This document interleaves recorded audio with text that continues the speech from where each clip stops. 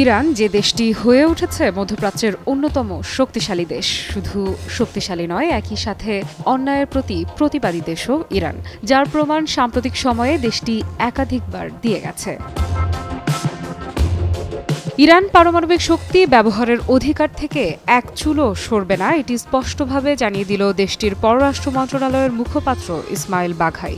তেহরানে এক সংবাদ সম্মেলনে তিনি বলেন, পারমাণবিক শক্তির শান্তিপূর্ণ ব্যবহারের অধিকার ইরানের একটি বৈধ অধিকার এবং এটি কোনোভাবেই বাতিল বা খর্ব করা যাবে না। তিনি বলেন, আমাদের অবস্থান নীতিগত এবং স্থির। শান্তিপূর্ণ পারমাণবিক শক্তি ও ইউরেনিয়াম সমৃদ্ধকরণ ইরানের অধিকার। ইরান পরমাণু নিরস্ত্রীকরণ চুক্তি এনপিটির সদস্য এবং এই চুক্তির আওতায় আমাদের অধিকার অস্বীকার করা চলবে না। এ সময় ইসমাইল বাঘাই যুক্তরাষ্ট্রের সাম্প্রতিক বক্তব্যকে বিপরীতমুখী এবং অস্থিতিশীল বার্তা বলে সমালোচনা করেন। তিনি বলেন, যুক্তরাষ্ট্রের প্রেসিডেন্ট যখন বলেন যে ইরানের পরমাণু কর্মসূচি পুরোপুরি বন্ধ করতে হবে, তখন তা শুধু অসাংবিধানিকই নয়, বরং একটি দেশের সার্বভৌম অধিকারে হস্তক্ষেপ। বাঘাই বলেন, ইরান ও যুক্তরাষ্ট্রের মধ্যে পরোক্ষ আলোচনা এখনও চলছে এবং এই আলোচনা মূলত পারমাণবিক ইস্যু ও নিষেধাজ্ঞা প্রত্যাহার ঘিরেই আবর্তিত হচ্ছে। তবে তিনি হুঁশিয়ারি দেন, আলোচনার সময় যদি অপ্রাসঙ্গিক বা অতিরিক্ত দাবি তোলা হয়, তাহলে তা কোনোভাবেই আলোচনা এগিয়ে নিতে সাহায্য করবে না। মধ্যস্থতাকারী হিসেবে ওমানের ভূমিকা উল্লেখ করে তিনি বলেন, ওমান তাদের মতামত দেবে পরবর্তী দফার আলোচনার বিষয়ে। টানা সপ্তমবারের মতো বেস্ট টিস্যু পেপার ব্র্যান্ড হিসেবে স্বীকৃতি পেয়েছে বসুন্ধরা টিস্যু। এছাড়াও তিনি যুক্তরাষ্ট্রের ইরানি তেল ও পেট্রোকেমিক্যাল পণ্যের ক্রেতাদের প্রতি হুমকির নিন্দা জানিয়ে বলেন, যদি যুক্তরাষ্ট্র সত্যিই চায় যে ইরান পারমাণবিক বোমা তৈরি না করুক, তবে বাস্তবসম্মত ও আন্তরিক পদক্ষেপ নেওয়া উচিত।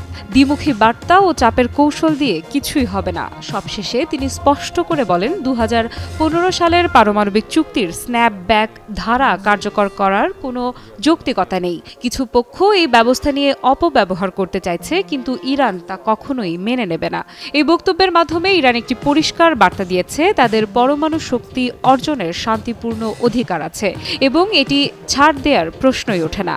আন্তর্জাতিক রাজনীতিতে চাপ ও হুমকি দিয়ে সার্বভৌম অধিকার খর্ব করার যে অপচেষ্টা কিছু শক্তিধর দেশ চালিয়ে যাচ্ছে, ইরান দৃঢ়তার সাথে তারই প্রতিবাদ জানালো।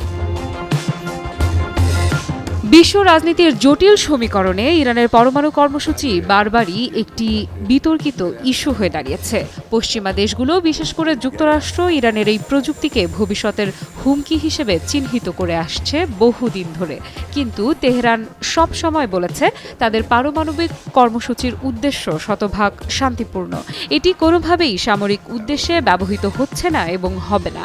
ইরানের এই দাবি শুধু মুখের কথা নয়, বরং আন্তর্জাতিক আণবিক শক্তি সংস্থা বা IAEA বহুবার পরিদর্শন চালিয়ে এর প্রমাণও পেয়েছে যে ইরানের পরমাণু স্থাপনাগুলো শান্তিপূর্ণ গবেষণা ও জ্বালানির উদ্দেশ্যে ব্যবহৃত হচ্ছে।